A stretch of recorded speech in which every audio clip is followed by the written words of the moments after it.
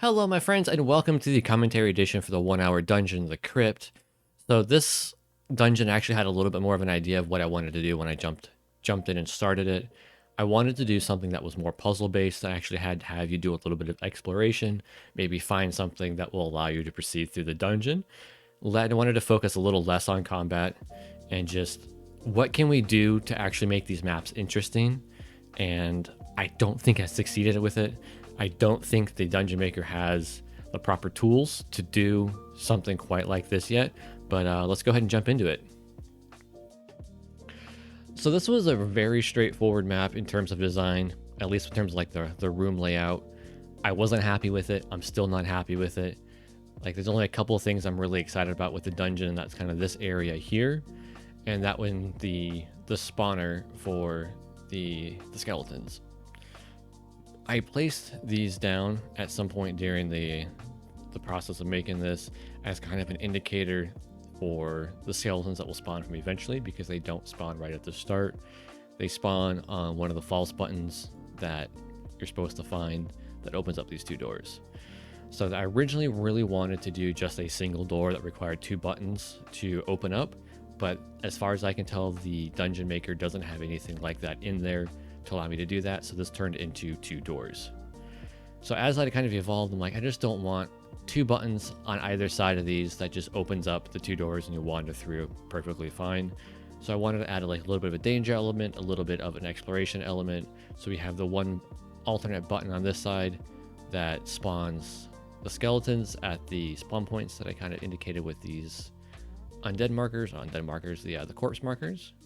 And then you have a button that does absolutely nothing. And I figured let's throw in a little bit of extra flavor of, instead of having one button that just goes ahead and opens the second door, let's have it open up a secret door on the other side of the map that you kind of have to go back to and go in there, and then it will open up. The button in there will open up the final door, and then you can escape. I was very, very disappointed with this here, which is the falling chandelier, which is a trap. I think you're supposed to be able to shoot it in game, but I wanted to use it as like a jump scare type thing, where you would cross a area trigger and it would trigger it and cause it to fall and collapse. Didn't happen that way. It looks cool in the level, so I kind of just left it there as just like some more like set decoration. I was hoping to do something fun with these blocks, but once I figured out that you could just run across these, I felt like they were really kind of pointless to have in there.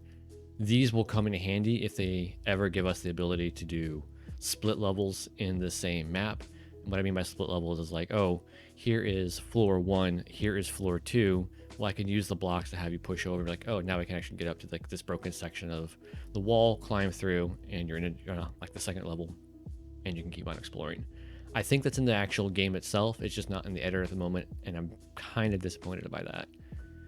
But outside of that, I really, like I said, I really was not feeling this level design. It just kind of, I just threw things down. I got finished with the overall layout in like 15 minutes, which is pretty impressive considering most of the others have taken me at least 30 minutes to do. I don't know if it's because I'm getting better at using the Dungeon Maker, or if it's just after a certain point, I feel like a lot of these tiles in these rooms are going to be the same. There's not enough in the Dungeon Maker right now to make some really varied levels that I've discovered, at least not in these like 1 hour chunks that I am currently doing. And we're actually going to be changing that for the next one. So the next 1 hour dungeon isn't going to be a 1 hour dungeon. It's going to be however long it takes me. I'm going to try to do it over a week. And it's going to be one of each tile set and a giant interconnected map. So I'm really hoping I can pull out some really cool tricks for that I've learned over the course of this series. I will also be finishing up with a overall review of what I think of the Dungeon Maker.